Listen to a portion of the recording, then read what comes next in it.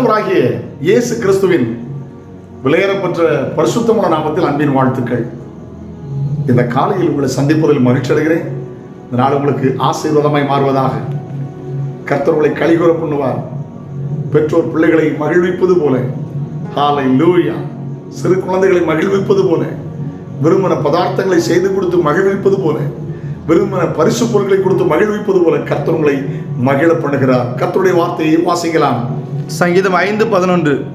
உம்மை நம்புகிறவர்கள் யாவரும் சந்தோஷித்து, உம்மை நம்புகிற யாவரும் சந்தோஷிப்பித்து எந்நாளும் கெம்பீரிப்பார்களாக, எந்நாளும் கெம்பீரிப்பார்களாக.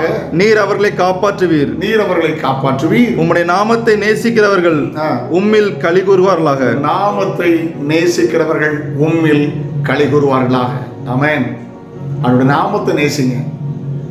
இயேசுவின் நாமம் மேலான நாமம், எல்லா நாமத்திலும் மேலான நாமம் இயேசுவின் நாமம். வானத்தின் கீழே பூமிக்கு மேலே இயேசு கிறிஸ்துவின் நாமமே அல்லாமல் வேறு ஒரு நாமம் கட்டளையிடப்படவில்லை. ஆமென்.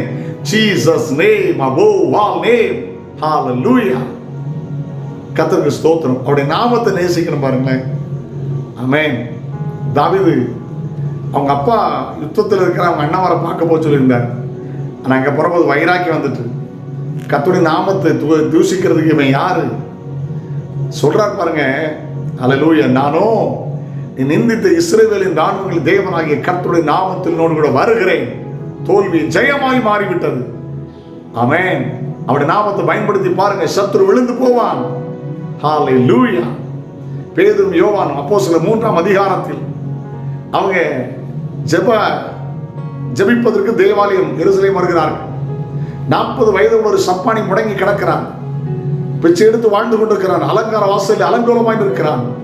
பேதுரு யோவானும், பொண்ணு இல்லப்பா, வெள்ளி இல்லப்பா, நசரேயனாகிய இயேசுவின் நாமத்தில் எழும்பி நட என்று சொன்னபோது வரங்கள் செயல்பட்டது. முடவன் எழும்பி நடந்தான். ஹல்லேலூயா.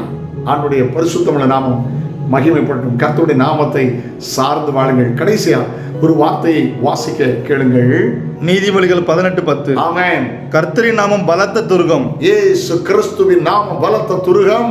நீதிமான் அதற்குள் ஓடி சுகமாயிருப்பான். இயேசுவின் நாமத்தை சார்ந்து கொள்ளுங்கள். ஹல்லேலூயா. ஆமென்.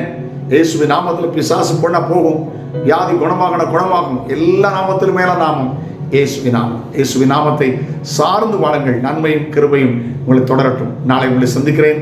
அது ஒரு ஆண்டுடைய கிருபை உங்களை தாங்கட்டும். ஜெபிக்கலாம். இயேசப்பா, நாமத்தில் கலிகூற கிருபை தான், கலிகூற கிருபை தான்.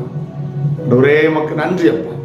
இயேசு கிறிஸ்துவின் நாமத்தில் வருகிற சகல ஆசீர்வாதங்களும் பிள்ளைகளை குறித்தாகட்டும். இயேசுவின் நாமத்தில் பிதாவே. ஆமென். God bless you. Have a nice day.